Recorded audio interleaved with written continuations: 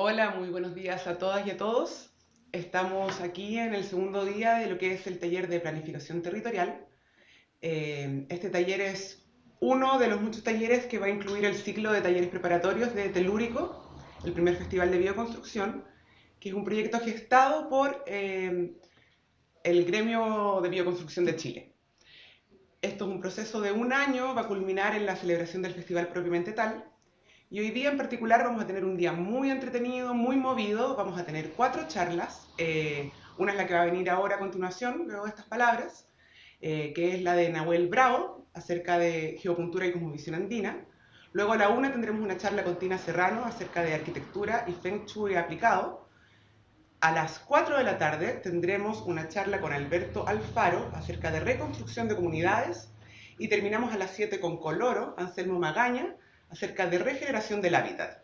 Así que se viene un día muy bueno, esperamos que estén aquí atentos. Nosotros estamos ahora situados en la comunidad ecológica de Peñalolén, el lugar que va a ser la sede de nuestra primera versión del festival. Y estaremos aquí todo el día transmitiendo desde el estudio que nos hemos creado. Eh, Ahora les voy a presentar un poco a Nahuel Bravo, que nos va a exponer ahora. Él es un investigador independiente en geobiología, geopuntura, restauración patrimonial y construcción natural.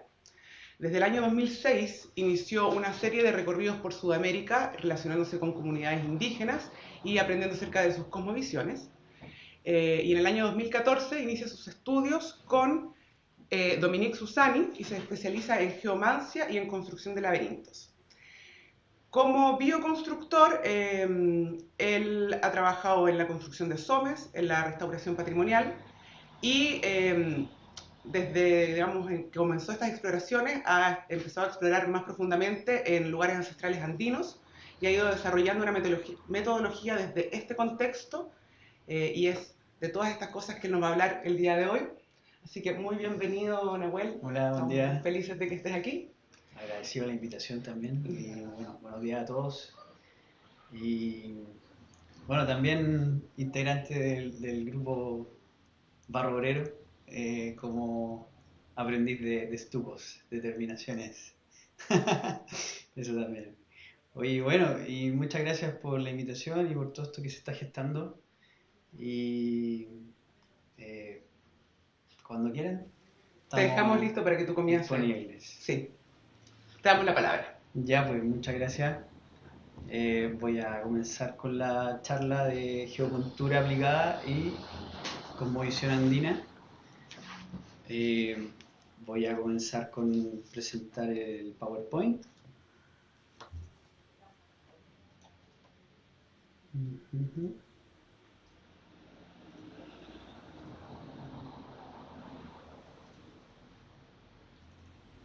Ahí está.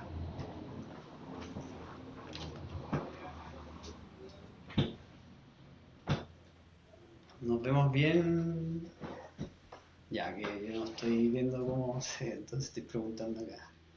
Bueno, muy buenos días a todos. Gracias por estar presentes y con todo el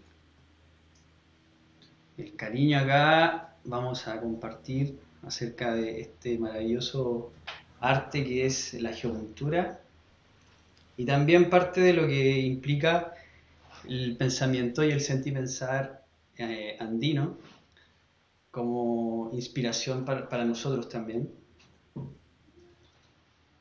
Entonces, comentar de que principalmente las comunidades dentro de la filosofía o el pensar andino mantiene una relación muy cercana a la Tierra. Acá podemos ver, por ejemplo, cómo las comunidades de los seres humanos se integran con las comunidades de los seres naturales y así también con los proveedores, que serían los ancestros y también acá en los naturales las deidades. Para el mundo andino todo está vivo, entonces todo tiene conciencia, todo espacio es sagrado y la conciencia que es como la primordial es la reciprocidad. Hay una interacción, un intercambio, englobado acá en un círculo mayor. Con este primer gráfico quiero comenzar a compartir. parte de lo que es el texto de Luis Mujica Bermúdez, un licenciado y magíster y doctor en antropología de la Católica del Perú, quien tiene un artículo muy interesante que se llama Las 7 notas andinas para pensar la ética, que me parece muy interesante compartirlo con todos ustedes. Entonces,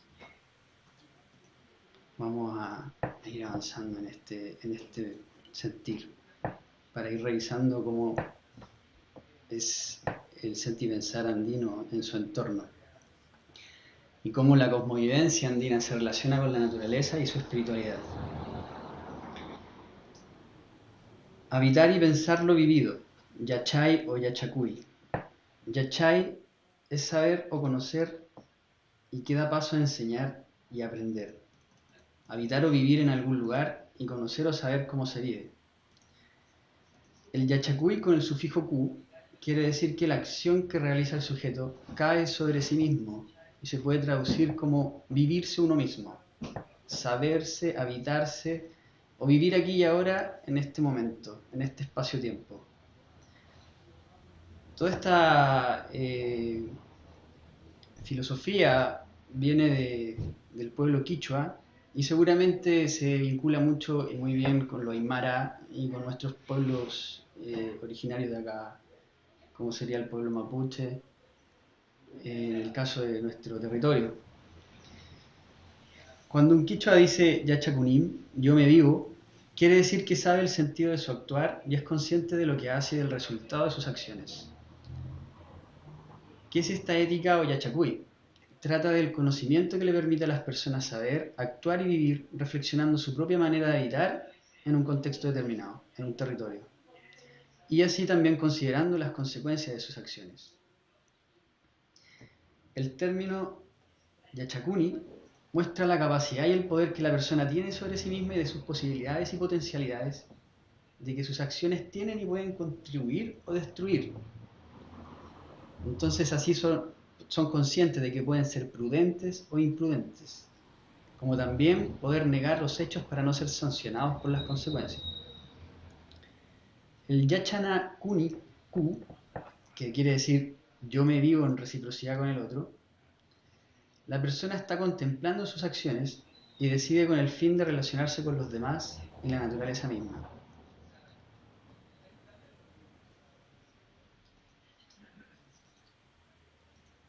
Un segundo principio de la ética del sentipensar andino nos habla de habitar el aquí y ahora, el Pachamamapi Yachani. Habito o vivo en la tierra, yo pertenezco y hago historia entre los cambios y las vicisitudes. O sea, en otras palabras, la persona, el ser, está tomando acción y aquí en este momento, asentado en la tierra, yo estoy presente aquí y existo, entre lo que hemos construido como seres humanos. Entonces también hay un concepto muy interesante que es el del Yanantin, que es habitar y convivir con el otro. Yana es par, entonces no me puedo aislar, no me puedo negar porque si no dejo de existir. Este es el sentido de pertenencia que los pueblos originarios y los pueblos andinos tienen como comunidad, como alguien.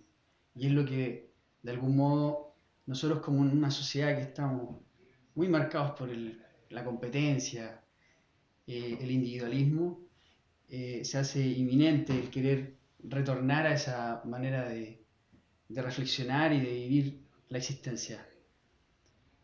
La Pachamama es la experiencia andina para decir que al habitar un lugar Pacha, tiempo-espacio, no solo es una experiencia individual, sino también colectiva con sus tradiciones e historias. Mama se puede traducir como el basamento, la base fundamental de la existencia en el tiempo y en el espacio. El yachán implica una relación diádica, una relación de a dos. Y aquí es donde entra el concepto yanantín. La vida requiere su yanantín, sabiendo que cada parte es diferente al otro. Si alguien dice yanaiwan yachani, está diciendo que yo convivo con el otro, que es diferente a uno y con el que formo una comunidad básica, diádica, permanente.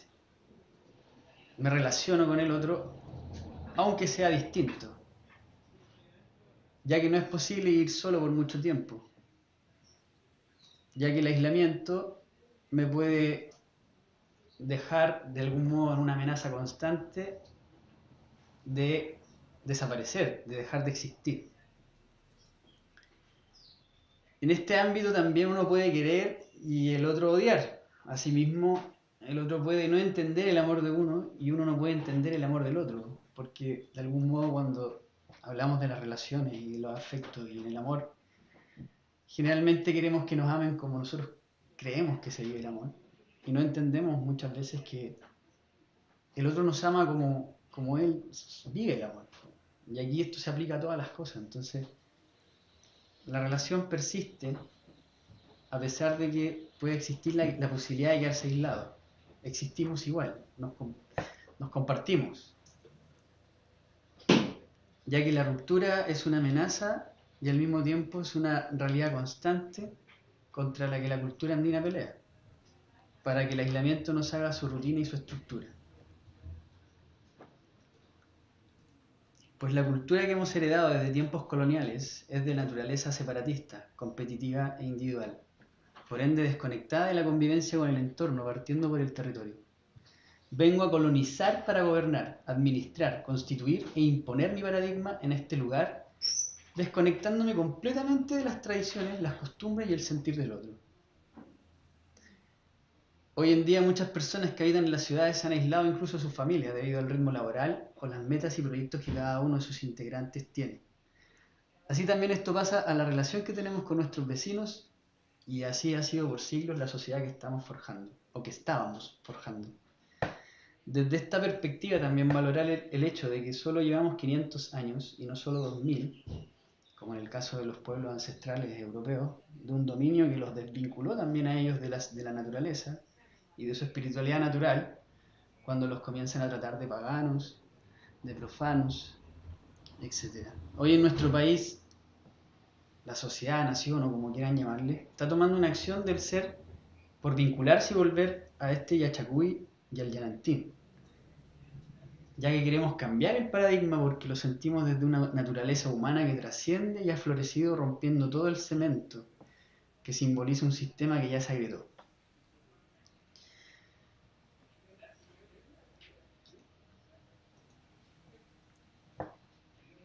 Otro punto de la ética del sentir y pensar andino nos recuerda el convivir con la totalidad y lo diverso. A veces le tenemos un poquito de temor a lo diverso, ¿no? Queremos que todas las cosas sean como uno quiere que sean, o que sean todas iguales, ¿no? Que no hayan cambios, que no haya pluralidad. El causa y cuna es el plural de la palabra vivir, e incluye el conjunto de elementos existentes en la Pachamama. Los diferentes modos de vida hacen la Pachamama. La historia la hacen todos los seres que viven en las coordenadas de este tiempo y espacio. Y la biodiversidad que incluye al ser humano se puede describir como Imaimana Kausaikuna, que es el plural de la palabra vivir. La vida desde un todo, desde un ser íntegro y completo.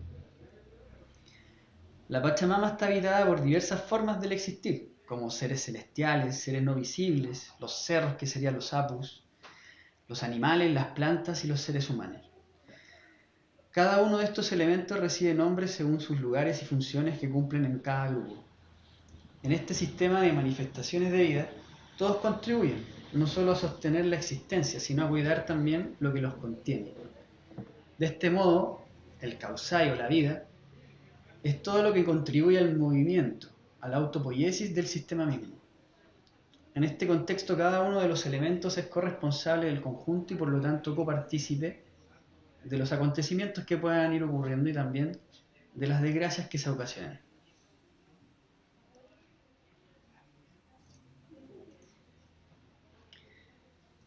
El cuidado de la gente, que este es muy similar a uno de los principios de la permacultura también. El cuidado de la gente y hacer historia. Rurai quiere decir hacer la historia.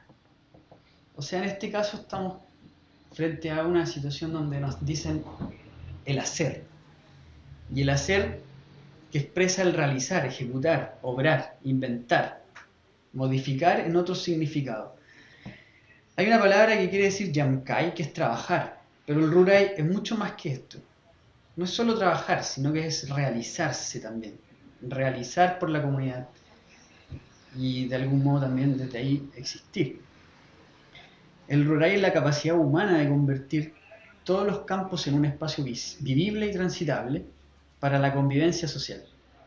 Así la historia no es sino el dominio del tiempo y espacio en que cada persona se pueda sentir realizada, ser un ser renovado y nuevo.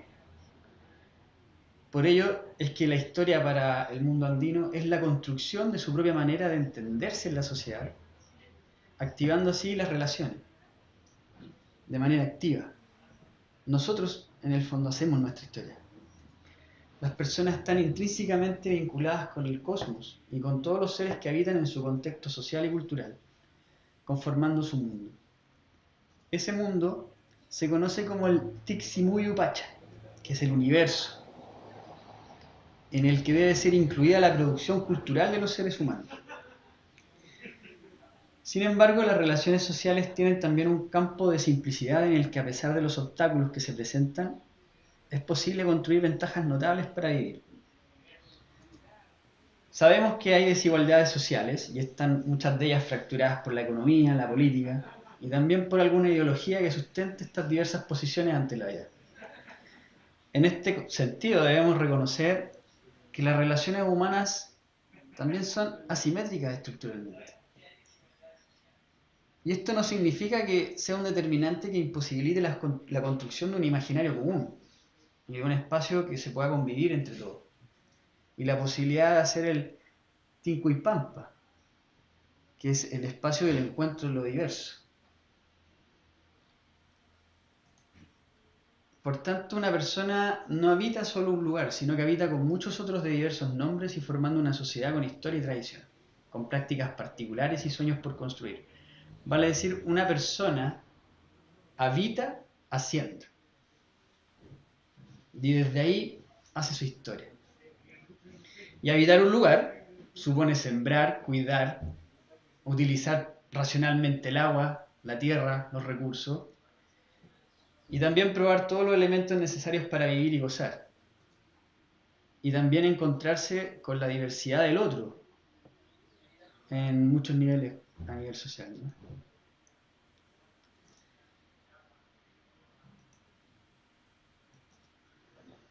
Tenemos también en la vida el cuidado mutuo. Esto ya tiene más que ver cuando estamos atravesando tiempos difíciles, tiempos en que las relaciones se ponen tensas y bueno, ¿qué vamos a hacer, no? ¿Qué hacemos cuando la cosa se pone tensa, se pone dificultosa? Desde hace cientos de años la humanidad ha tenido que atravesar estructuras sociales en las relaciones que no son muy nobles, como el abuso, la explotación, el engaño, la discriminación, por ejemplo. Y por otro lado también hay acciones devastadoras relacionadas al extractivismo, como la contaminación del agua, de las tierras, la explotación irracional de los recursos naturales, y todo esto por querer enfocar una idea de desarrollo, de progreso. Estas problemáticas tienen implicancias tanto sociales y políticas, que se expresan en campos como en lo económico y esto en el que se establece este modelo de desarrollo y la manera en cómo se relaciona uno con la naturaleza desde ahí. Y también las relaciones sociales y culturales, donde, como hemos visto en los últimos años, bueno, desde yo siento que la fundación de este país, desde nuestras independencias, se ha cuestionado siempre la legitimidad de los actores sociales, sobre todo cuando provienen de la voz del pueblo. En suma, esta adversidad que se hace presente entre nosotros, que es de origen humano, antrópico, subraya ante todo el valor de cambio que se da a la naturaleza mediante la sobreexplotación y no toma en cuenta el valor de uso de los recursos. Por otro lado, existen otras amenazas como la escasez, la vulnerabilidad, el hacinamiento, que pueden ser causas naturales, pero que también pueden tener un origen humano que nos ponen aprietos en las relaciones. Cuando esto ocurre, las poblaciones interpretan los cambios y las modificaciones de la naturaleza como una suerte de molestia o fastidio de la Pachamama por el mal uso de su cuerpo. Eso es bien interesante, que el sentipensar andino de algún modo te dice, si estás obrando mal, si estás socialmente obrando mal, si estás obrando mal con la tierra, ojo que la Pachamama se puede enojar, ¿no? Y se va a desequilibrar todo. Por esto, en el sentipensar indígena, el cuidado de la tierra es el cuidado de la propia seguridad y la salud social, de la comunidad y del individuo. El ser andino sabe que las cosas están ahí y tienen el derecho a estar en ese lugar sin ser molestadas. Y para ello debe solo acceder valiéndose de tomar contacto con la naturaleza a través de sus rituales. Estos rituales que muchos de nosotros como observadores lo entendemos como el agradecimiento y el respeto también. El agradecimiento y el respeto son dos maneras del Cuy-Guanacuy. Y esto es decir, el mutuo cuidado en el marco de la convivencia. Y en este proceso, la crianza es un aspecto relevante que involucra a la naturaleza y a las personas. La crianza de las chacras, la crianza de los animales, de lo silvestre, entre seres humanos, incluso la crianza y el cuidado del agua, la crianza del aire y el viento.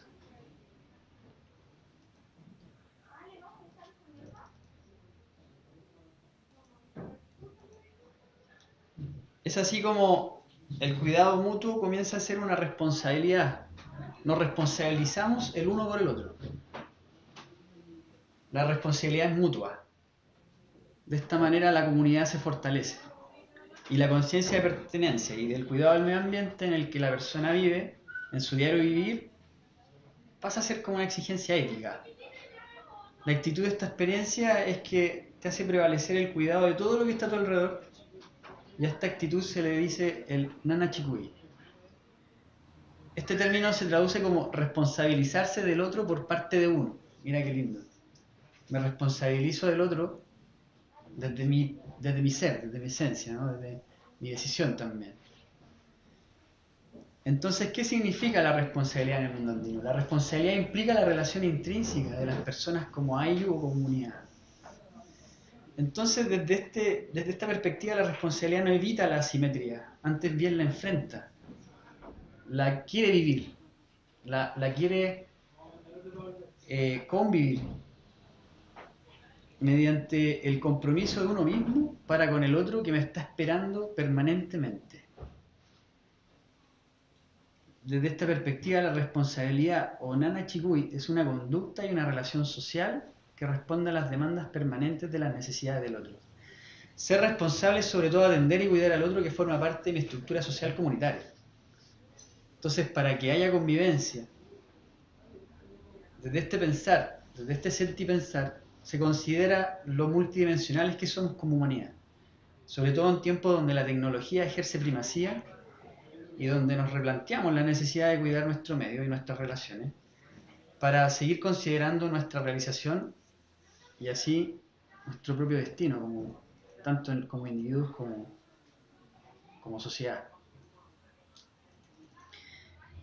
Una de las prácticas que podría ser una de las señales más importantes del deseo de responsabilidad que la comunidad le da al crecimiento adecuado del niño se da a través de lo que se dice el suñay, que consiste en el regalo que un adulto le da a un niño.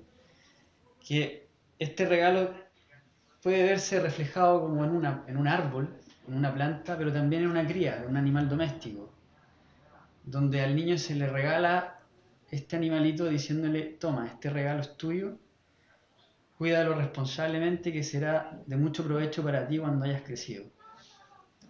De paso, practica y desarrolla tu manera de vincularte con la naturaleza y la sociedad.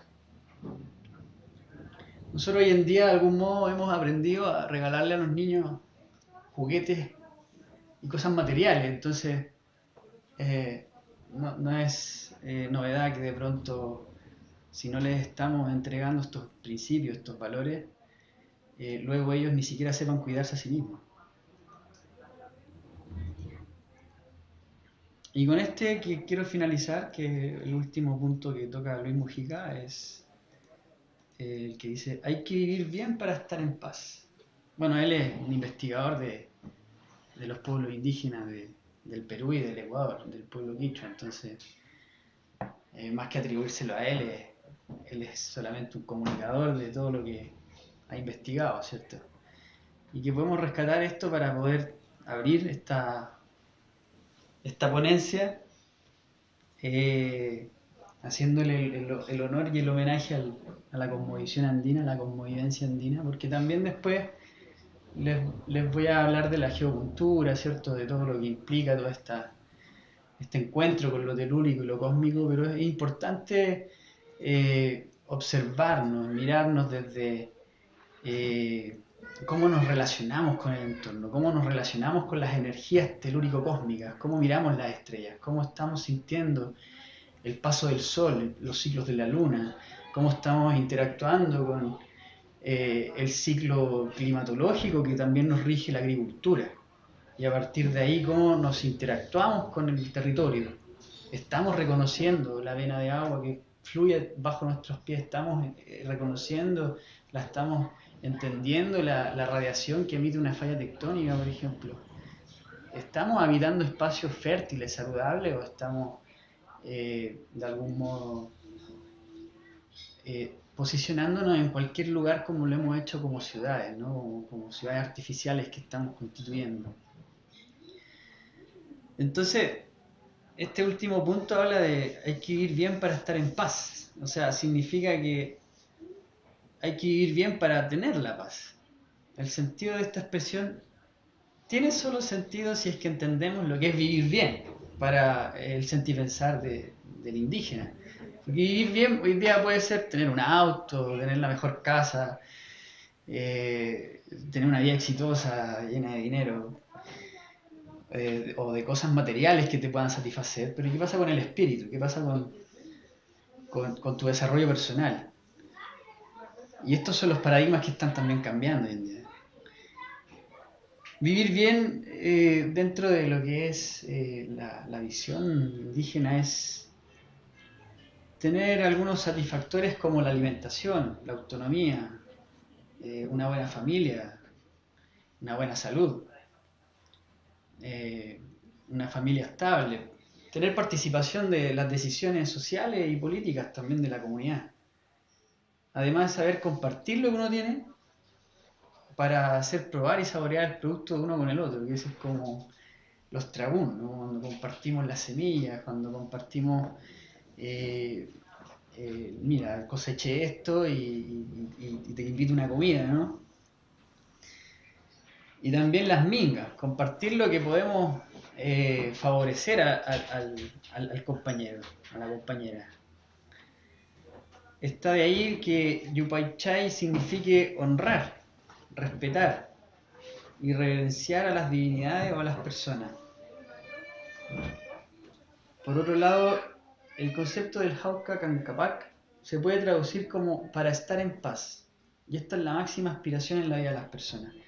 Las personas no buscan el Ayin Kausai, sino el Ayin Kai, que en este sentido el verbo Kai es sinónimo de estar, ser y sentir a la vez. O sea, me siento, soy y estoy. Nosotros tenemos muy separado en nuestro lenguaje esto, ¿no? En el inglés de pronto tú te puedes encontrar con el I am, que no separa el ser del estar. Nosotros lo separamos en el castellano. Entonces también nos desconecta y nos desvincula de algún modo de quién soy y cómo me siento, cómo estoy. El Alinkai es la condición para desear y anhelar de manera permanente el Haukakai, que es el estar en paz, ¿no? el sentirse bien. La estabilidad emocional, social, económica, religiosa y política puede entonces incorporarse en la categoría de Hauka, que consiste en tener una vida en paz producto de la justicia, ya que nadie puede vivir tranquilo si no tiene lo necesario, los medios y las relaciones para desarrollarte como individuo o como comunidad. En efecto, no se puede estar tranquilo o en paz si la familia no tiene lo necesario para la vida. La paz o la tranquilidad es una experiencia personal y comunitaria que es el resultado de la confluencia de varios elementos, como haber hecho bien las cosas, que te hayan resultado bien, que sean evidentes esos resultados y haber contado con el cuidado y contribuido para la paz local. Haber distribuido parte de sus bienes, como por ejemplo a través de rituales sociales con la participación de la población, como hablábamos del Tragún. Entonces, si se señala el Ayinta Kausana Jauka Canapac, es para decir, si vives haciendo bien las cosas, la paz estará ahí. O quizás también podría ser, hay que vivir bien para estar en paz. De cualquiera de las dos maneras, el objetivo final es dar testimonio de una estabilidad íntegra o total de las personas de la comunidad. Entonces podríamos decir que el sentido de la ética en el mundo andino, y estas son palabras de Mujica, es lograr la paz comunitaria que debe pasar por el desarrollo integral de la persona en todos los campos. La paz no es quietud, la paz no está quieta, sino que es un resultado del flujo constante de acciones que las personas realizan para lograr la igualdad, la justicia y la tranquilidad para todos los miembros de la comunidad.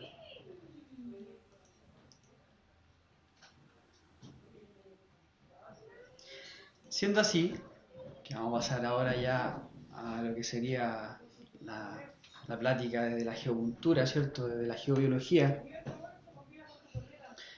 nos vamos a detener a sentir y a pensar un poco en cómo estamos. Aquí tenemos dos imágenes, una ciudadela de piedra, ¿no? De Pixac, el valle sagrado de los incas, y al otro lado tenemos una ciudad constituida de rascacielos, edificios, quizás sin mucho orden del espacio-tiempo, ¿no? Para hablar de geocultura voy a pasar a mencionar lo que es la habilidad de sentir, de percibir, primero, el espacio, el territorio, la percepción del ambiente. Y por eso les comentaba primero acerca de todos estos principios del sentir y pensar andino, para que nos hagamos una contextualización de cómo estaríamos viviendo y sintiendo y pensando las cosas si estuviésemos parados desde esa realidad. Y nos sacamos un poquito el traje de la ciudad, nos sacamos un poquito el traje de cómo estamos haciendo las cosas en estos tiempos y entramos a ese pasado para traerlo a este presente y buscamos un poco como en esa raíz, esa sabiduría ancestral que hoy día la podemos traer y decir, bueno, esto por miles de años le sirvió a un montón de gente, le sirvió a todo este continente que se mantuvo en armonía con su entorno, se mantuvo conectado a las estrellas, supo los ciclos, los supo ver, los supo prever. ¿Por qué no? Si estamos viendo cómo las ciudades se están desmoronando y se caen en pedazos, o sea, y todo lo que es también el sistema político de cómo se estaba llevando el orden social. Entonces, yéndonos al territorio, que es como nuestra primera forma de pararnos en el mundo también. Nos detenemos a observar y a contemplar la naturaleza, a entender su carácter, la calidad energética que tiene, su atmósfera, si el lugar es fértil, si el lugar está seco, si hay agua, es lo principal, ¿no? Todo lo que indique nuestra percepción sensorial del lugar. Posterior a eso, comenzamos a enfocarnos en las energías que nos pueden indicar posibles lugares, bueno, en este caso ya cuando más profundizamos, lugares que pueden ser geopatógenos, como lugares que le van a hacer daño quizás a las plantas. Vamos a ver árboles de pronto que van a estar chuecos, como la imagen que tenemos aquí a la izquierda. Ese arbolito está en Coquimbo, yo le tomé la foto y parece una espiral, está justamente en un punto energético en el cual una persona que duerma ahí sin ninguna duda se puede llegar a enfermar. Y lo otro también es observar cómo fluye el sol, ¿no? Para todo lo que es el concepto bioclimático, cómo voy a posicionarme para poder recibir la energía solar tanto para lo que es luz y calor. También en esto podemos tomar conciencia de los vientos. Está el Yanaguaira, por ejemplo, que es el viento negro que trae enfermedades. Está el Chirihuaira, que son los vientos fríos. El Pucahuaira, el viento rojo. Ese viento es el que trae iones positivos, lo cual al ser humano no le hace muy bien. Los iones positivos al ser humano le generan ansiedades, nerviosismo y te puede provocar estrés. Este tipo de conocimiento en Occidente, o para la gente que le gusta más la ciencia, lo puede buscar con el nombre de meteoropatías, ¿ya? Que son las enfermedades a partir de los climas también.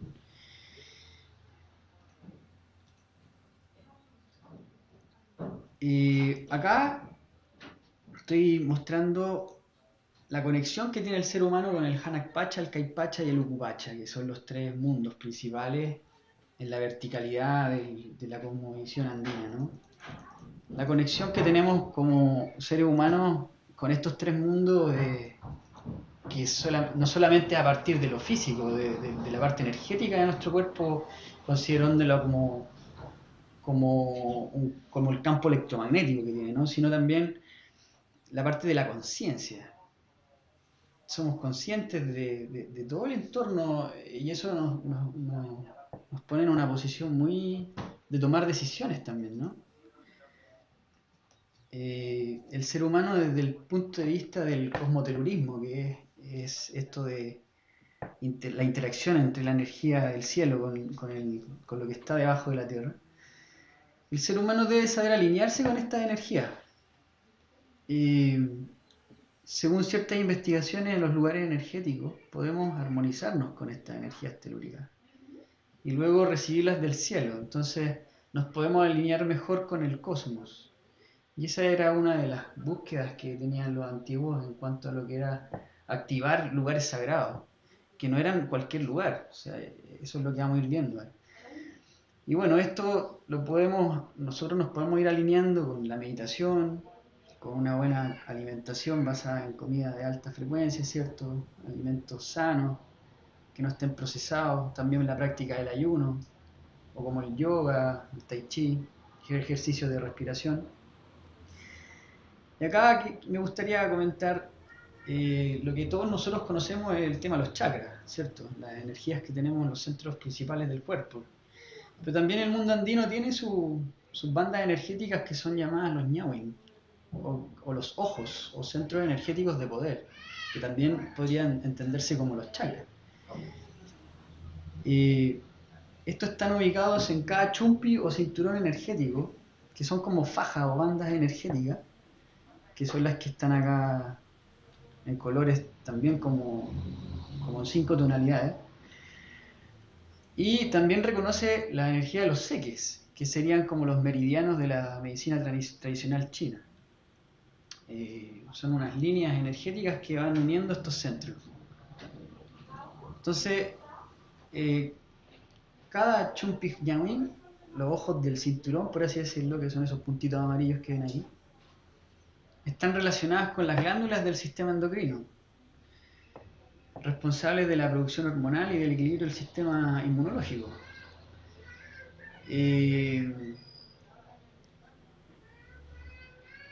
Bueno, ahí cada uno de estos centros de poder están vinculados a una glándula, ¿no? Y cada una de ellas tiene un propio poder, una virtud, una capacidad.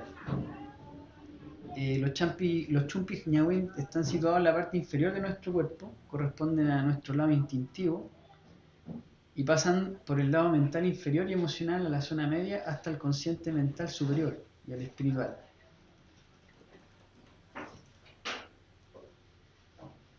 Es muy interesante que una de las diferencias que hay con respecto a los chakras desde la cosmovisión o visión hinduista es que el ñawin, como son ojos dentro de las bandas energéticas, se entienden como centros de percepción. O sea, yo puedo percibir a través de mi estómago, puedo percibir a través de mi corazón, puedo percibir a través de mi mente.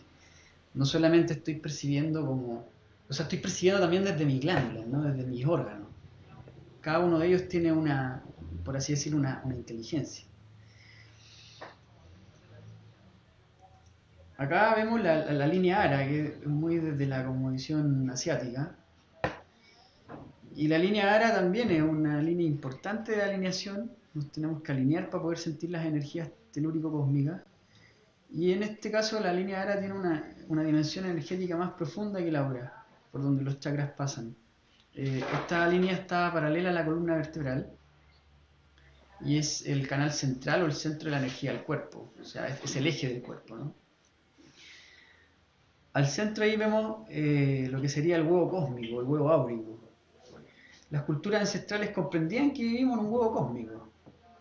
El lugar de inicio del ser humano es el óvulo femenino y que es fertilizado por el esperma masculino. Entonces, también vamos a ver eso en los lugares sagrados y en la constitución de cómo se fecunda la tierra con el cielo, ese concepto que lo vamos a ir viendo más adelante. Entonces, los humanos vivimos en una especie de campo energético con forma de huevo que rodea nuestro cuerpo, y así también nosotros vivimos dentro de la biosfera. La biosfera depende de la energía del sol y de la circulación del calor. Y el sol vendría también a ser desde algún punto de vista iniciático o ancestral, como la luz del sol, como también los espermios que llegan a la Tierra y que atraviesan el inframundo, por así decirlo, para calentar la semilla y que la semilla brote, considerando la parte subterránea de la Tierra y donde se encuentra esa semillita, como si fuera el vientre materno, ¿no? El útero materno. Y a la derecha tenemos los centros energéticos humanos vistos desde los nadis, la visión hinduista, ¿no? La armonía de los meridianos y los nadis, que son clave para interpretar la salud y el equilibrio también de las energías telúricas. Los nadis son canales etéricos que se distribuyen por el cuerpo y ahí fluye el prana y la energía vital, que le podríamos llamar también el chi, y que también no creo que esté muy lejos de que se pudieran considerar como el Nehuen desde la palabra del Mapudungun, ¿no? Esta energía vital que nos sostiene.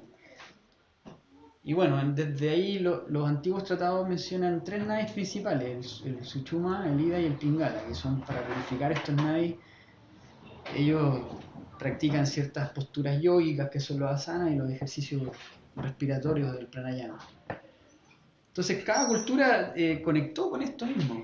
Cada pueblo tuvo de algún modo este vínculo desde su energía, de ser consciente de nuestro cuerpo, de ser consciente de qué estamos comiendo, cómo respiramos, cómo nos relacionamos a nivel emocional, espiritual, ¿no? O sea, la salud del ser humano pasa por todas estas capas emocionales, mentales y espirituales también, ¿no?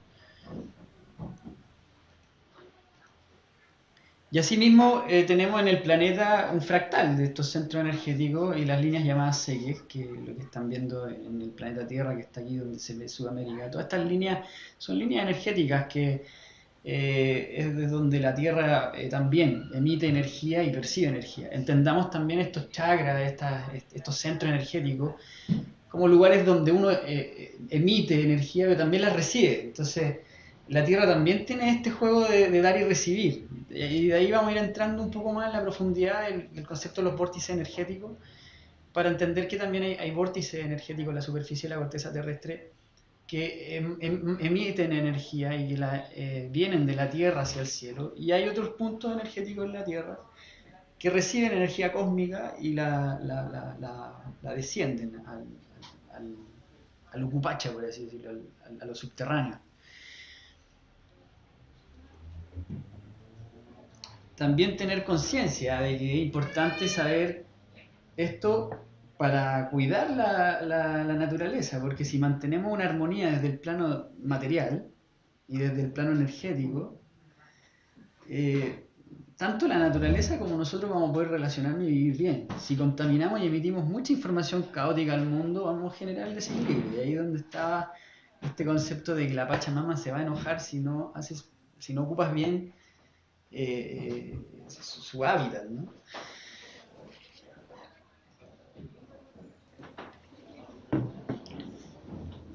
Bueno, ahora que aquí estamos hablando de la sensibilidad con el cuerpo, tenemos ahí una imagen de una persona que está percibiendo la energía de un menhir. El arte de sentir la energía de la Tierra, aquí en la geomancia, está basada en la habilidad de sentirnos alineados con el todo. Entonces, cuando nos sincronizamos con nuestro propio ritmo, nos sintonizamos con el cosmos y de esta manera nos estamos alineando. Y es bien interesante porque también se alinean las decisiones, empezamos a caminar como con mucha más claridad también. Y nuestros antepasados sabían muy bien esto, dónde construir las viviendas, dónde poner los templos, los lugares sagrados y también, por qué no decirlo, dónde poner el rehue, ¿no? Los tótems, los monolitos, los obeliscos, para emitir y recibir información que se irradiaba a la comunidad y de esa manera lograban que los animales y las plantas, las huertas, las chacras fueran siempre fértiles y también de esta forma se orientaban y aprovechaban mejor el clima o se orientaban también a la energía solar. Acá podemos ver, esta es una estructura sagrada que se encuentra en algunos templos hindú y que nos ayuda a entender la pregunta, ¿cuáles son las energías entonces que nos permiten interactuar con el medio para lograr esto? Entonces, ¿cómo logran ellos fecundar la tierra con el cielo? ¿Qué significa esto de fecundar la tierra con el cielo? Entonces, estas estructuras sagradas en los templos hinduistas representan cómo encajan estas formas y patrones a los cuerpos, a nuestra psique y así también a nuestra percepción de vida. Acá tenemos una figura que representa un linga yoni, que está en el santuario de Cat Tien en Vietnam, y podemos ver la representación de esta comunión entre lo femenino y lo masculino. La base rectangular representa la tierra, que es la matriz de la diosa madre, el yoni, y lo que vemos en el centro está representando a lo masculino, el lingam, que es la luz del sol, que permite la germinación y de este modo la unión del cielo y con la tierra. Y es lo que también nosotros, cuando empezamos a alinearnos y a vincularnos de manera más armónica con nuestro cuerpo, con nuestra energía, logramos que la energía del sol entre a nuestro cuerpo de una manera más sutil, más sana, y vaya también fertilizando nuestros chakras inferiores, por así decirlo. Bueno, entonces aquí vamos a pasar a comprender qué es lo que está pasando en lo telúrico, ¿no? Que son las energías de la madre tierra. Vamos a ver primero lo subterráneo o lo que correspondería, por así decirlo, al mundo del Ucupacha. Entonces tenemos en la imagen un ejemplo de un pueblo que está sobre una formación geológica, kárstica que se le llama en este caso, que son formaciones sedimentarias de piedra caliza, que para los compañeros del gremio ahí la piedra caliza es de donde proviene la cal, ¿no? Somos los fanáticos de la cal. Entonces, esta piedra caliza se va erosionando por las aguas que provienen de las lluvias y los ríos y va disolviéndola a través de procesos químicos, ¿cierto? De erosión, que va formando cuevas, va formando estas cavernas de meteorización, se me está olvidando la palabra. Erosión y meteorización. En estas cavernas se acumulan gases, ¿ya? Porque hay movimientos de fallas tectónicos, ¿cierto? También la misma interacción del agua con la caliza también va generando gases que en algún momento van a tener que salir por las fallas geológicas. Entonces estos gases, al estar en profundidad, pueden llegar a ser muy radioactivos y pueden llegar a ser también oncogénicos, que es decir, que te pueden producir tumores malignos. O sea, estas energías cuando están ocurriendo debajo en lo subterráneo, debajo de las ciudades, de pronto sin darnos cuenta nos están enfermando.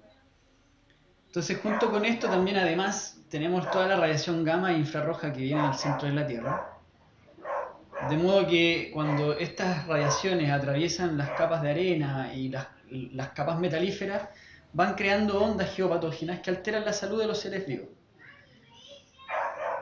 También tenemos ondas telúricas que son muy inestables, que puede ser aquí como esta corriente telúrica que viene ahí en el centro, esa flecha como roja, morada, y que para los antiguos también es bien interesante que los antiguos, todo esto lo veían en base al simbolismo, ¿no?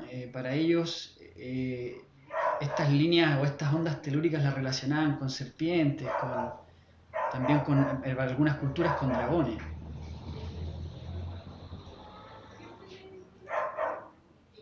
Bueno, ahora vamos a revisar el agua, pero el ciclo hidrológico desde una perspectiva energética, que no siempre reflexionamos acerca de esto, como esto de las aguas cósmicas y telúricas. El agua tiene la capacidad de almacenar información. Por lo tanto, el agua es la que va a ir llevando toda la información del ciclo cósmico y telúrico a través de los seres vivos, de las plantas, de los animales, de nosotros los humanos. ¿Y cómo es esto? Esto es bien interesante porque el agua, cuando está en la superficie de la Tierra y se evapora y forma las nubes, y se almacena en la atmósfera, se va ionizando con toda la información del cielo, ¿no? Se va ionizando con la energía del sol, con la energía de la luna, con la energía de las estrellas. Entonces se carga de algún modo energéticamente, y que cuando precipita y llueve, toda esa información llega a la Tierra. Y bueno, atraviesa algunos lugares donde la podemos beber, ¿cierto?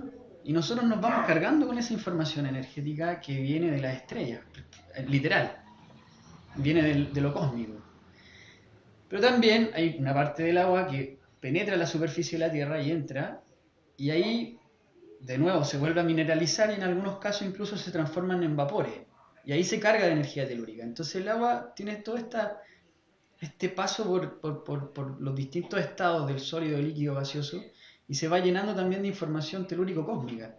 Entonces, el agua cuando la estamos bebiendo limpia, bueno, cabe destacar que después de la bomba Hiroshima, toda el agua del mundo se contaminó con radiación. Entonces, y con todas las pruebas de bombas atómicas que han hecho, el agua ya no es la que teníamos hace 200 años y para atrás. O sea, olvidémonos de esa agua. Pero de algún modo igual, el concepto, el entenderlo nos permite también intencionar. Nosotros podemos tener la capacidad de limpiar, de purificar, de ayudar al proceso natural, si es que somos conscientes de qué es lo que está pasando con las energías. Nosotros en el cuerpo tenemos un porcentaje entre el 50 y el 70% de agua, según qué etapa de la vida estamos pasando. Entonces, también nosotros tenemos una habilidad innata, que de algún modo la hemos ido perdiendo, pero para poder sentir estas aguas, sobre todo las aguas subterráneas, cuando como geopuntor queremos ubicarlas y buscarlas para poder armonizarlas. Y también considerar el factor importante de la geometría molecular que tiene el agua. Porque su geometría molecular va a variar según la temperatura a la que se encuentre. Por ejemplo, el agua cuando está a 20 grados Celsius tiene un ángulo de 104, pero cuando se congela pasa a tener un ángulo de 180 grados, cuando está a 0 grados Celsius. Entonces también su estructura molecular, su geometría molecular va variando, por lo tanto también te va entregando otro tipo de información.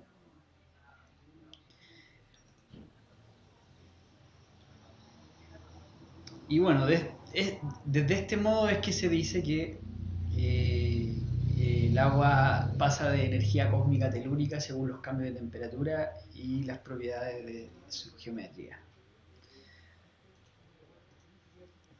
Ahora vamos a ver rápidamente las fallas geológicas, que son otro agente importante a nivel telúrico. Una falla es una grieta en la corteza terrestre, y en una falla activa, bueno, va a emitir gases, ¿cierto? Como el gas radón, por ejemplo.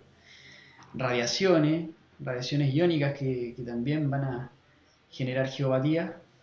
Y principalmente una falla activa es cuando generalmente ocurre un movimiento telúrico, que son los terremotos, ¿cierto? Donde se liberan los gases y esta radiación a la superficie. Tenemos distintos tipos de fallas, están las fallas normales, inversas, de transformación. No voy a entrar en detalle, pero sí quería poner esta imagen de la falla de San Ramón porque estamos aquí al lado. Y esta es una falla inversa que es cuando de algún modo existe un cabalgamiento, o sea, hay una capa de tierra que se cabalga sobre la otra y genera este tipo de fallas que se pueden extender varios kilómetros. Entonces aquí toda esta línea también es una línea que también hay que considerar, ayer hablaban con los científicos, ¿cierto? Con los geólogos, de esta falla, y también hay que verle la parte radioactiva, que puede que no se esté moviendo, puede que de pronto no exista el terremoto en 20 años más, pero todas las casas que se construyan ahí van a estar recibiendo radiación iónica y van a estar recibiendo estos gases. Y toda esta liberación de gases y radiación te genera geopatías que te pueden enfermar desde tumores, desde cáncer. Y bueno, es la conciencia del hábitat, cómo lo estamos, cómo entramos en el territorio, ¿no? Dónde ubicamos nuestras casas. Y aquí también, y qué concepto queremos para que las inmobiliarias también empiecen a entender todo esto, que esto no es, esto es ciencia, o sea, de pronto se ve como, por mucho tiempo se vio como que era algo un tanto de la radiestesia, como de viejos locos que buscaban con varillitas, ¿no? El agua, pero últimamente toda la tecnología ha ido demostrando que esto se puede medir, o sea, hay herramientas que te permiten medir la radiación gamma, los rayos infrarrojos que emite la corteza terrestre y cómo te puede hacer daño todo esto. Otra de las energías que ocurren aquí en la madre tierra son las líneas Hartmann y Curry, que las descubrieron justamente el doctor Hartmann y bueno, Curry, que era un ingeniero. Las líneas Hartmann, que parecen así como líneas H, son como paredes invisibles desde la Tierra hasta la ionosfera, y su efecto se manifiesta hasta el piso más alto de un edificio, o sea, van de la Tierra hacia el cielo y atraviesan todo en vertical, atravesando cualquier tipo de material. Su intensidad y densidad son muy variables, va a depender de distintos factores como la hora del día, los cambios atmosféricos, y también se les ha llamado constantes vitales terrestres, ya que su armonía o distorsión se muestran en el grado de equilibrio o de desequilibrio de un lugar según las alteraciones que se manifiesten en determinado momento. Se cuenta que el doctor Hartmann trabajaba en un hospital y se dio cuenta que había ciertas camillas que los pacientes que llegaban a esas camillas siempre enfermaban, siempre.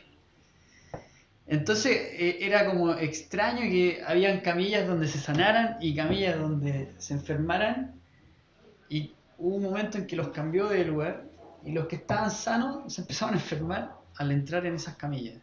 Y ahí él dijo, no, esto ya no es el avance o el progreso del paciente, esto tiene relación con el lugar. ¿Qué está pasando en ese lugar? Que esta camilla, la gente que entra ahí se enferma.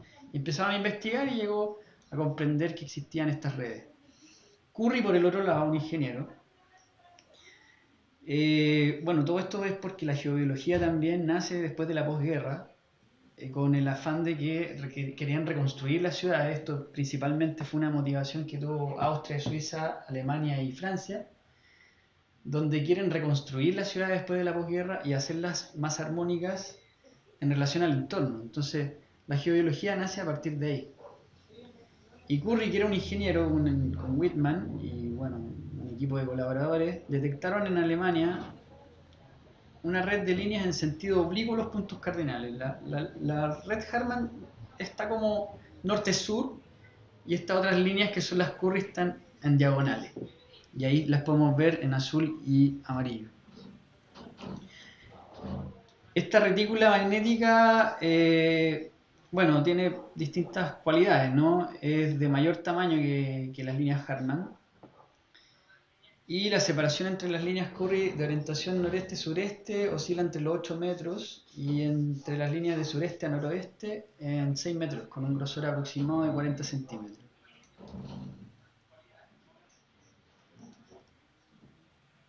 Dentro de las geopatías que podemos encontrar, aquí por ejemplo tenemos un gráfico de cruces en las camas de las personas, que son los lugares que más sufren. Lo ideal es que las fallas y las venas de agua siempre las vamos a tener, pero lo ideal es que tu cama no esté en ese lugar, porque estás 8 horas descansando en un espacio que está con una radiación ahí que te está generando enfermedades. Entonces, Tenemos afecciones por geopatías que pueden presentar insomnio, jaquecas, depresiones, partos con criaturas malformadas, cáncer al esófago, cáncer de próstata, cáncer de mama, cáncer de hígado. Todas estas cosas ya están investigadas y están muy estudiadas desde esos tiempos, desde la posguerra hasta hoy. Y cada vez más los instrumentos que tenemos nos han ido ayudando a comprender de profundizar más en esto, ¿no? Entonces, las cruces Harman son intersecciones de líneas de fuerza de red que pueden generar, cuando sobre todo están empoderados con una falla o una vena de agua, cuando se interrelacionan y se cruzan, pueden emitir mucha radiación gamma e infrarroja y generar enfermedades muy complejas. Las líneas Curry son de menor intensidad, pero igual son mucho más dañinas que las Harman, y son muy difíciles de captar.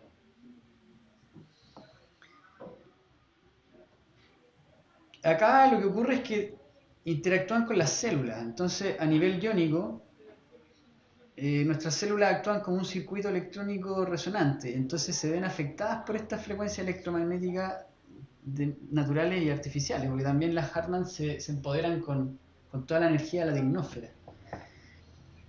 Los ambientes con ionización altamente positivo que producen la radiación electromagnética, estamos hablando del wifi, todo lo que son las radiaciones artificiales, favorecen la aparición de radicales libres que terminan dañando nuestras células. Acá vamos a ver un estudio que se hizo en Francia, donde todas las X que ven acá fueron lugares que se reconocieron como cancerígenos. Y se hizo un estudio debajo de toda esta ciudad de Moulins en Francia, justamente porque habían puntos que se estaba la gente enfermando de cánceres y encontraron que eran los lugares. O sea, habían edificios, por ejemplo, donde el edificio tanto, en el piso tanto, el que llegaba a vivir ahí pasaba un año y le daba cáncer. Esto está, hay un artículo que habla de esto, si de pronto alguien lo quiere leer, me lo puede preguntar por el chat, yo le puedo dar la referencia. Entonces nosotros desde la geopuntura, ¿cómo logramos armonizar? Nosotros buscamos con las varillas de radiestesia, intencionando siempre encontrar agua o fallas tectónicas, según.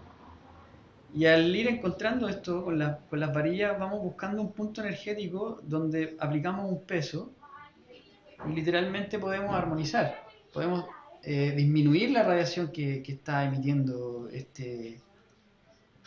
esta frecuencia. Por ejemplo, acá tenemos un caso de un compañero de Cristian Olea, que hizo una investigación cerca de su casa en Lampa, donde él se encontraba con su vecino, que este lugar es un lugar donde venden pasto para retail, y ese manchón amarillo que ven ahí era un misterio para tanto el dueño como el que regaba este lugar.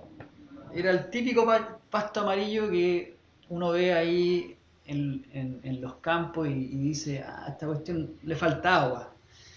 Pero el encargado del regadío de todo este lugar decía, no, yo riego todo por igual. Y siempre esa mancha estaba ahí. Entonces se hizo una investigación, se hizo un estudio, se hizo un diagnóstico y se encontró que por ahí pasaba una vena de agua y se le aplicó peso, como se veía acá en la imagen anterior, aquí donde está la gente trabajando y poniéndose esa piedra ahí.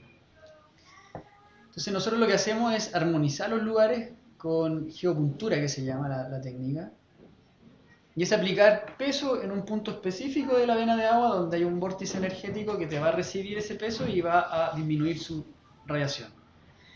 La primera foto de la izquierda es del primer día, obviamente. La segunda foto es a los 7 días y la tercera foto es a los 15 días. Y pueden ver la diferencia en que incluso el color del pasto cambió.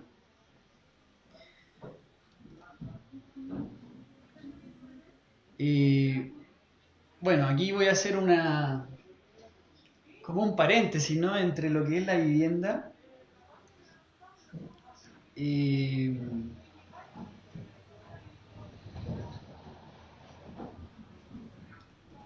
Sí, ahí está. Es que hay un área de la geobiología que habla de utilizar los cuatro factores importantes que generan la vida. Entonces, quería mencionar, ya que estamos con todo esto de la bioconstrucción, dentro de la cosmovisión andina están los putupus, y los putupus, bueno, son las casitas que ven a la izquierda. Hay una particularidad que tienen las casas andinas, que cuando son redondas, eh, las casas redondas por lo general es donde vive la familia. Y es bien interesante porque hace mención también a lo uterino, ¿no? Ahí es donde están durmiendo los integrantes de la familia, y en la casita al lado, que termina en punta, es donde guardan las cosechas, es donde guardan generalmente el maíz. Es como el granero de la familia. Y acá quería hacer mención de esto prácticamente como para hablar de la vivienda desde la perspectiva de la armonización y de la utilización de los recursos, y de cómo el andino se para, ¿no? en su territorio. Y acá la ruca es como si fuera ambas energías a la vez, yin-yang. Porque acá está el yang, en la izquierda, esa casita puntúa, es como evoca lo masculino, y que justamente ahí es donde se guarda la cosecha del maíz. Y si lo pensamos en el sentido simbólico, todo lo que es fálico es fértil. Entonces se está guardando el maíz ahí para que quede bien resguardadito, para que pase la temporada, para que no se eche a perder, para que siga ahí energéticamente bien cuidado. Además que son construcciones de adobe que mantienen la temperatura, eh, y su forma está bien pensada para esto.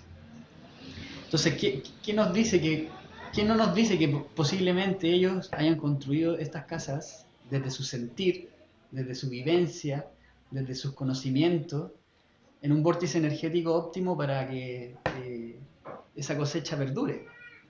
Y acá en la casita redonda, donde usualmente ellos duermen, está representando el útero.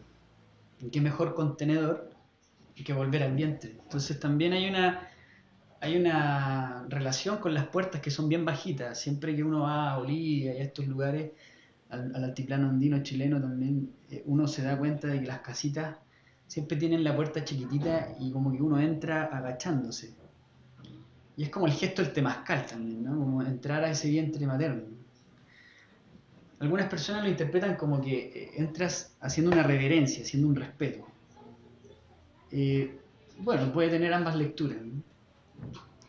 Lo interesante de ver es que esto también, aparte de su simbolismo, tanto como lo que es entrar como, por así decirlo, en un vientre, eh, acá en la ruca mapuche me llama la atención que tenga como las dos formas en sí misma, ¿no? Como lo femenino y lo masculino. Y bueno, quería hacer una mención a una relación muy bonita que hace el doctor Claudio Ardohain, que toma conceptos de la geobiología, explicándolo desde la convivencia andina justamente. Y él presenta cuatro factores importantes que generan la vida, que generan el causai, que sería el agua, como a modo de deidad, que es el Unu; la tierra o la Pachamama, en su esencia como tierra, como elemento alpa; el aire, que sería el Tatahuaire; y el fuego, que sería la energía vital que proviene del Taita Inti, ¿no? El fuego como Nina, como Kitral, para generar la energía vital. Entonces hay un concepto dentro de la biología que con los cuatro elementos tú generas energía vital. Y viéndolo desde la perspectiva de la geología, quería hacer mención de justamente el adobe, que es el elemento que considera esto dentro de su visión justamente el adobe viene a ser un elemento constructivo que compone tanto el agua, la tierra, el aire, al secarse, ¿cierto? Y la energía solar, que sería el fuego. Entonces estamos frente a una tecnología milenaria que es la energía que más vitalidad y energía vital a nivel geobiológico tendría, ¿cierto? Y de hecho tiene, ¿no? Una casa de adobe te va a vibrar mucho mejor a nivel energético que una casa de cemento. Y así también todo lo que son los estucos. Y bueno, yo acá pongo mi @tierra adobe y patrimonio para que me visiten en mi Instagram, de paso. Y bueno, ahí como dedicándome a la restauración, también me he podido percatar de eso, el nivel energético que tienen los estucos, y uno los puede percibir, ¿no? Cómo vibran, sobre todo en la noche, cuando tienes muy tenue la luz. Acá también hay una restauración ahí de una casa, de una fachada de La Serena, en el casco histórico. Y bueno, volviendo al tema, aquí tenemos un saorí o un randomante, un hombre que está buscando vórtices energéticos, para justamente saber dónde construir, y también dónde poder meditar.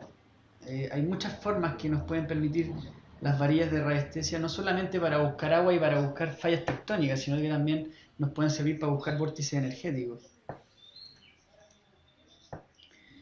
Bueno, y ahora me gustaría hablar de las influencias de las energías cósmicas, ya que estábamos en lo telúrico, pasemos al cielo.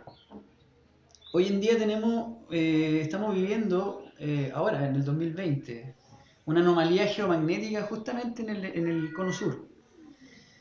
Eh, Tenemos una baja de campo magnético en un lugar que es donde está ahí en azul, y eso hace que la mayor cantidad de rayos cósmicos puedan llegar hasta nosotros, y a través de la epífisis aumente nuestra producción de melatonina en nuestro cerebro.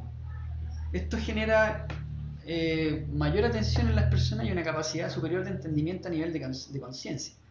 O sea, en otras palabras, nuestro continente en este preciso momento está teniendo una conexión con el mundo espiritual y psicológico mucho más alto que el resto del mundo, por causa de que el campo geomagnético está de algún modo dejando que los rayos cósmicos penetren del Sol. Bueno, no solamente el Sol, sino que también, pero influye principalmente la energía solar. Y aquí podemos ver justamente cómo el campo electromagnético, nuestra magnetosfera, interactúa, ¿no? con la energía solar. Si se fijan, en la parte izquierda del planeta, toda la magnetosfera está enfrentándose, bien cerradita a la energía del Sol, cuando es de día. Ojo, que esa es la parte en que el planeta está de día, ahora. Pero la parte que está de noche, el campo se destiende mucho más, haciendo que quedemos mucho más expuestos a las radiaciones cósmicas y también al influjo de la luna y las estrellas. Por lo tanto, de este modo hay una alternancia entre las radiaciones cósmicas, tanto de noche como de día, en la danza del Sol y la Luna, ¿no? Y eso obviamente nos va a traer ciertas consecuencias. Acá, por ejemplo, podemos ver un gráfico de los ciclos de las tormentas solares y el campo magnético de la Tierra. Los ciclos solares son los rojos. Y bueno, el ciclo solar, las manchas solares tienen ciclos de 12 años donde pasamos momentos, según la cosmovisión maya, ¿cierto? Habla de la inhalación y la exhalación de Ahau, de la energía del Sol. Y justamente tenemos 6 años donde la energía aumenta de tormentas solares y después 6 años donde baja. Es bien interesante esa danza, ¿no? Como también los pueblos antiguos la veían. Acá tenemos unos gráficos del campo magnético de la Tierra y podemos ver que va variando siempre, dependiendo de su lugar geográfico. Estas son fotos de aeromagnetismo, que son unas fotos que toman volando, ciertos helicópteros o avionetas que tienen estas cámaras especiales. Y lo interesante de esto para nosotros es que podemos ver que hay puntos rojos de alta intensidad y azules de baja intensidad, y que son muy útiles para entender cómo puede estar esto influyendo en los seres vivos. Lo ideal es vivir en lugares entre azul y rojo, ¿no? Los lugares que sean como celeste, los lugares verdes. Esos son como los lugares energéticamente favorables para los seres humanos de habitar. Bueno, generalmente estas fotos las ocupan en las mineras para poder saber dónde hay más alta intensidad de magnetismo, es porque hay minerales más ferromagnéticos, entonces hay más, puede ser oro, cobre, etc. Y las áreas azules de algún modo favorecen la meditación y la apertura de conciencia. Entonces también podemos de esta manera encontrar lugares donde podemos ubicar o sanar, ir a los lugares sagrados, ¿no? El caso de algunas montañas o algunos pillanes o apus como benefactores de la vida, donde además la calidad del suelo es óptima en términos de fertilidad. Y bueno, aquí también hacer mención de todo lo que son las constelaciones. No voy a profundizar en el ciclo lunar y las constelaciones, pero es parte de todo el conocimiento que se debe manejar como geopuntor, como desde la geobiología, para poder comprender cómo me estoy ubicando en el entorno. Todo el ciclo cósmico, no solamente el solar, influye en la calidad de la vida de los seres humanos. Acá me gustaría leer este texto como para contextualizar desde lo que son los antiguos maestros de obra. El antiguo maestro de obra elegía el lugar para la construcción luego de un gran conocimiento del terreno. Podían pasar años para que estos caballeros decidieran dónde era el mejor lugar para construir. El maestro visitaba el lugar para el solsticio de verano, marcando en el centro de la futura construcción el ángulo de salida del sol. A partir de ahí, conocía los 4 orientes y definía el ritmo solar del lugar según solsticios y equinoccios, según la salida y puestas de las lunas en sus máximos y mínimos. Todo un circuito. Estas mediciones in situ podían tomar varios años. Si había nubes, tendría que esperar hasta el próximo año. Junto a esto, el conocimiento de lo telúrico, o sea, el conocimiento de todas las energías que estaban pasando por debajo, que es lo que hemos estado conversando, les permitía saber qué intencionar en el lugar a levantar según las energías correspondientes. O sea, cabe decir, podría ser un templo, podría ser un lugar de meditación, podría ser un lugar de sanación, podría ser una vivienda, podría ser la casa del emperador, etc. Entonces, a partir de aquí, vamos a entrar un poco en lo que es el comprender cómo esta vara que está acá, que la sembramos en un punto energético, la vamos a ir orientando a la salida y la entrada del sol para lograr encontrar una medida, una forma de medida, una proporción que nos permita construir. Por eso le llamo el número en el espacio-tiempo aquí, porque tenemos el concepto del número nos permite entender los fractales y el entorno, la naturaleza. Con el número podemos medir, podemos cuantificar, podemos entender los ciclos, ¿cierto? Y hay un contexto bien interesante que es el número en el espacio. El número en el espacio es la geometría. El número en el tiempo es la música. Y el número en el espacio-tiempo son los movimientos astronómicos. Es la comprensión del ritmo de los planetas con las estrellas.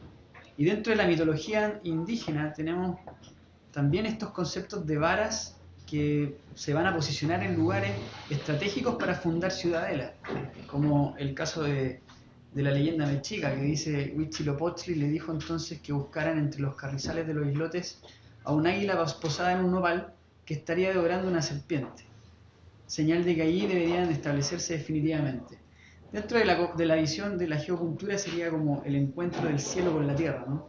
El águila con la serpiente. La mitología inca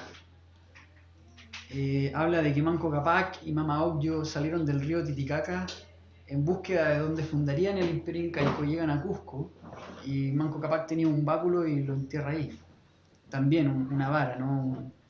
un lugar desde donde comienza a orientarse el ser humano con el todo.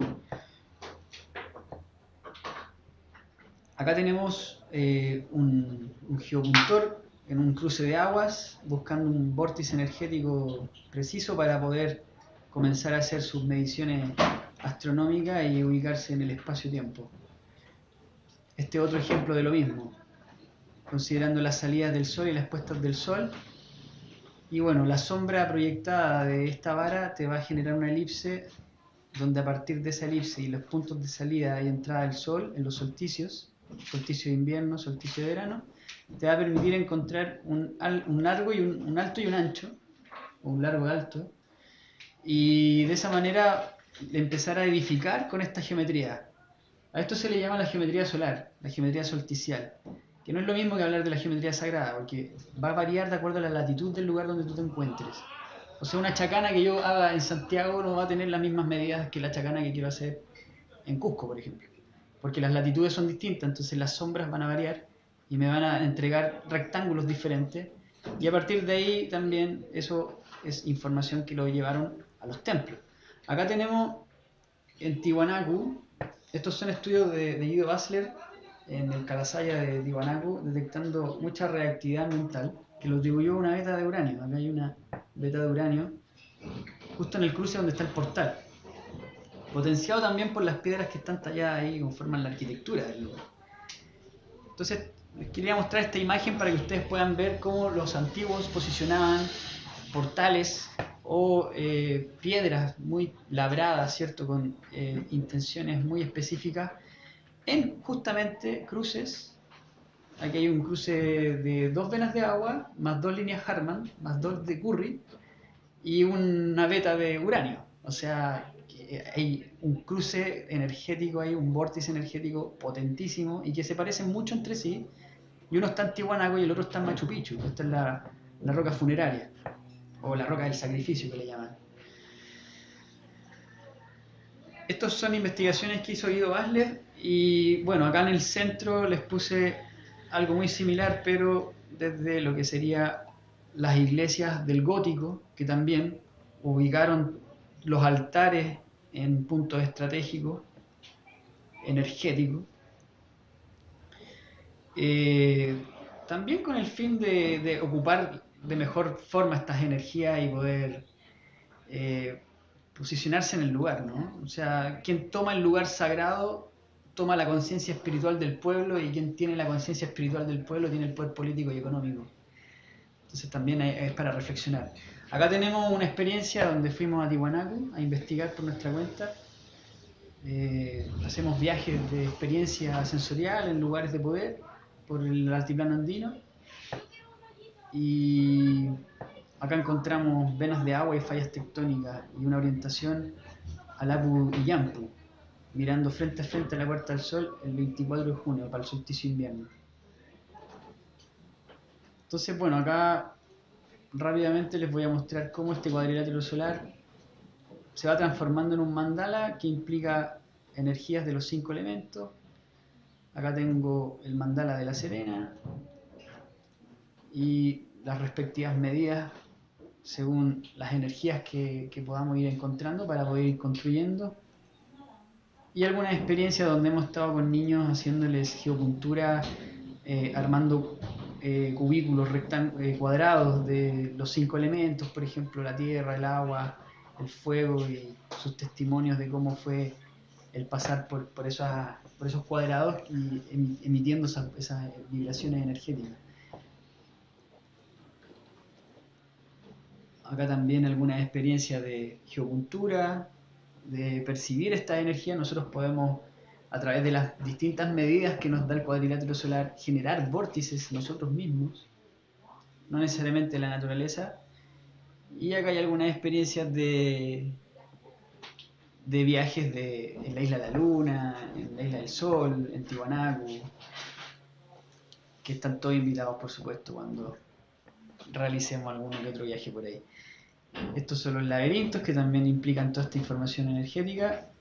Y esta es una casa que hizo una arquitecta amiga de Guatemala, que la hizo con todas estas medidas solsticiales y trabajó con la latitud de Atitlán, la latitud 14, y trabajó con todas las medidas éter.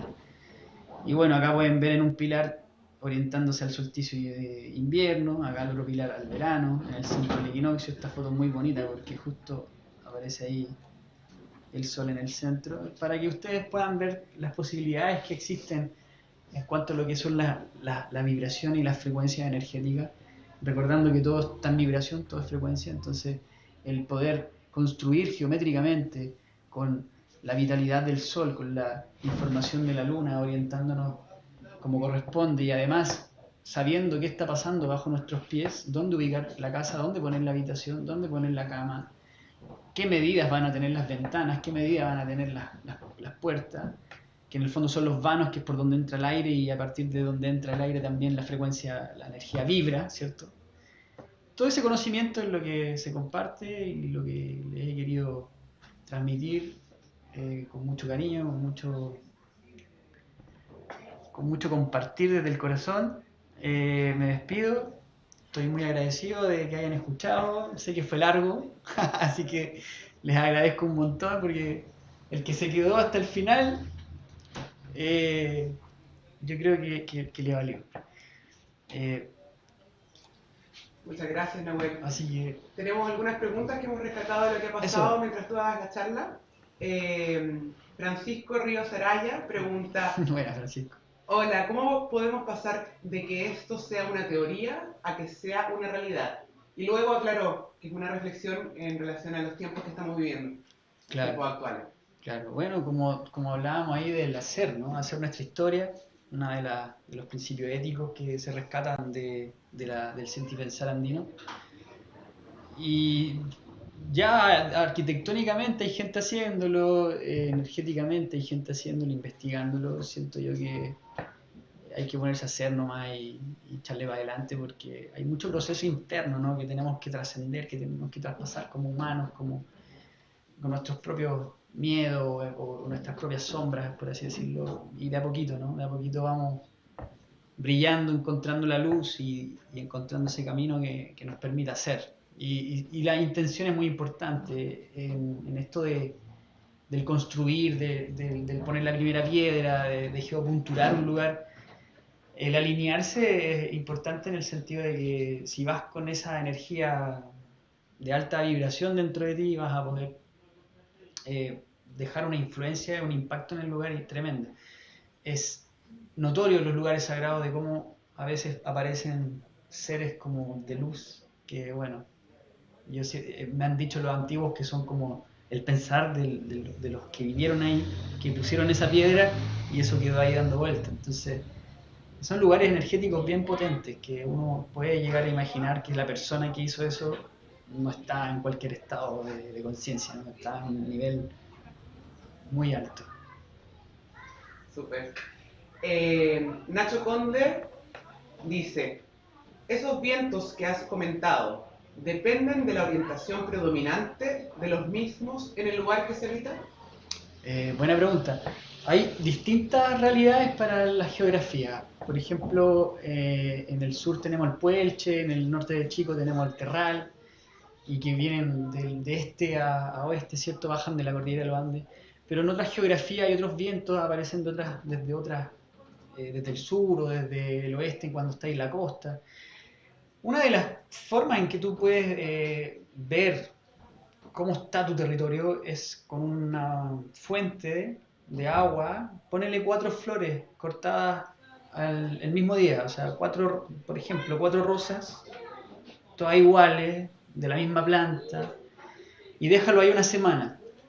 Y con el tiempo vas a empezar a ver cuál de todas no se marchitó. Ese lugar es el mejor lugar para tu vivienda, por así decirlo. Es un secreto de los antiguos ahí en geopuntores.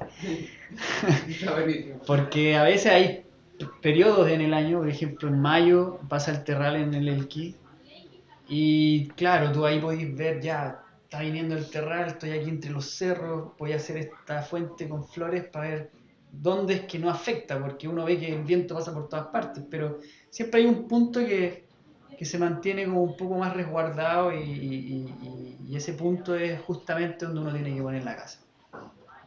Eso te podría compartir, Nacho, respondiendo a tu pregunta. Perfecto. Sebastián Gutiérrez dice, si aplicar peso ayuda a armonizar ciertas energías, la construcción de viviendas, o sea, aplicar peso sobre estos puntos ayudaría a armonizarla o sucede lo contrario y la energía termina afectando la casa. Claro. Así como veíamos con las puertas de Tiwanaku, como veíamos con estas rocas que tienen que ser redondeadas, graníticas específicamente, tú puedes poner un pilar de tu casa, puede ser incluso un edificio, ¿ya? El tema es la materialidad con que lo estás construyendo. Si son materiales demasiado tóxicos, vas a empoderar esa toxicidad, que es lo que yo creo que le pasa al Costanera Center, que es un punto de suicidio, que no es menor, ¿ya? Ahí hay mucho suicidio y lo hemos conversado con los compañeros geopuntores que hemos llegado a la conclusión de que esa cuestión de estar construida en algún punto energético que va todo para abajo, o sea, todo mal. Entonces, también la intención con que tú construiste, de pronto la cal supera el cemento en esto, porque es un material más noble. Hay que fijarse bien y siempre al material también de algún modo tratarlo energéticamente, ¿no? O sea, si hay que ocupar fierro, si hay que ocupar madera, si vas a tener la oportunidad de cortar tú tu propio árbol, eh, hacer esa ritualidad, ¿no? Y bueno, la tierra es como muy, absorbe mucho tu energía, entonces esa comunicación con el barro es mucho más rápida que de pronto un metalcom o una plancha con un pino impregnado. Pero la alquimia puede existir igual, o sea, el tema es, yo creo que es tomarle también los mecanismos radiactivos ahí, hacerle las medidas correspondientes a los materiales y ver qué tal está la frecuencia. Te vamos a leer la última pregunta y luego preguntas que hayan quedado pendientes. Nahuel se va a dar el tiempo de contestarlas ahí Por el chat. por el chat. Camila Andrea Concha pregunta, ¿la vegetación del lugar o su manera de crecimiento refleja en algún sentido la energía de la Tierra? Y yo creo que ya la has contestado bastante. ¿Servirán también como una guía para saber dónde construir? Ajá. Algo de eso hablaste. Sí, sí, sí. Generalmente cuando vemos pasto seco es porque hay venas de agua. Y bueno, ojo que cuando hablamos de cruces de agua, cuando hablamos de cruces de falla, no estamos diciendo que esos puntos sean malos, simplemente no son buenos para el descansar ahí. Pero la mayoría de los lugares, como estábamos viendo el de Tiwanaku, son cruces energéticos. Los altares de las catedrales góticas los pusieron en cruces energéticos. Y son lugares que hay una mitología que habla del templo de Delfos, este templo de Grecia, ¿no? Donde estaba la pitonisa. Se dice que ahí está, en esa piedra, en el ónfalos, salían gases, vapores, ¿ya? Entonces es un punto estratégico de falla tectónica, eso está claro, y con agua. Entonces también son lugares que te permiten entrar en un estado alterado de conciencia y que quizás también con alguna planta maestra por ahí más te vaya a conectar. Entonces no lo veamos como que este lugar es malo, este lugar es bueno, simplemente tienen distintas utilidades, distintos usos. Y para la vivienda, para la casa, para el dormir, es donde se especifica y buscar un buen lugar. Ahora, si tenía un animalito como un caballo, eh, de pronto un perro no tan domesticado, pero los perritos igual encuentran buenos lugares para descansar. Los mongoles hacían eso, los mongoles como eran nómadas, cuando llegaban a un lugar y veían que los caballos se acostaban, ya ahí ponían la yurta. Ya, entonces como que... O las llamas también en el mundo andino, las llamas buscan los lugares bonitos para descansar, entonces ahí ya los cordeaban y ponían la casa. Es como la forma. Y eso. Súper bueno. Muchas gracias, Nahuel. Muchas gracias por la charla, estuvo muy buena. Como ya les dijimos, estaremos respondiendo a las preguntas que puedan haber quedado pendientes, los saludos desde distintos lugares. Y ahora vamos a descansar una hora, a la una volvemos con la charla de Tina Serrano acerca de arquitectura y Feng Shui. Así que sigamos en esto. Muchísimas gracias. Que le vaya muy bien.